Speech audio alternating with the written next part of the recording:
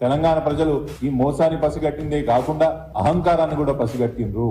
ఎంత అధ్వానమైన పరిస్థితి వచ్చిందంటే రైతులు కరువులో పరిస్థితిలో ఉన్నారు. వాళ్ళ పరిస్థితి ఏందో కనుక్కోండి అంటే ఒక మంత్రి గారు అంటారు నాకు టైం లేదు, నేను క్రికెట్ మ్యాచ్ చూడాలంటారు. రైతు బంధు పడలేదు, రైతు బంధు సంగతి ఏందో దాని సంగతి చూడండి మంత్రి స్థాయిలో ఉన్న వ్యక్తులు రైతులని చెప్పు తీసుకొని కొడతా అని చెప్పి అనడం కూడా మనం అందరం కూడా చూసిన ఒక సిగ్గుచేటు పరిస్థితి అది. అదే కాకుండా ప్రభుత్వంలో ఉన్న పెద్దలు ఎవరైతే ఈరోజు ప్రభుత్వాన్ని నడుపుతున్నారో, కాంగ్రెస్ పార్టీని నడుపుతున్నారో, వారి భాష పట్ల తెలంగాణ సమాజం ఈరోజు చీదిరించుకునే ఒక పరిస్థితి వచ్చింది.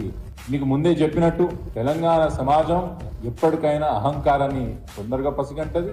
అహంకారాన్ని ఎట్లా అంచాలని కూడా తెలంగాణ ప్రజలు, తెలంగాణ ప్రజానికం, తెలంగాణ సమాజం ఎదురు చూస్తుంటది. దానికి ఈరోజు పరాకాష్ఠ స్థాయికి ఈ యొక్క కాంగ్రెస్ పార్టీ ప్రభుత్వం చేరుకుందని నేను భావిస్తున్నాను.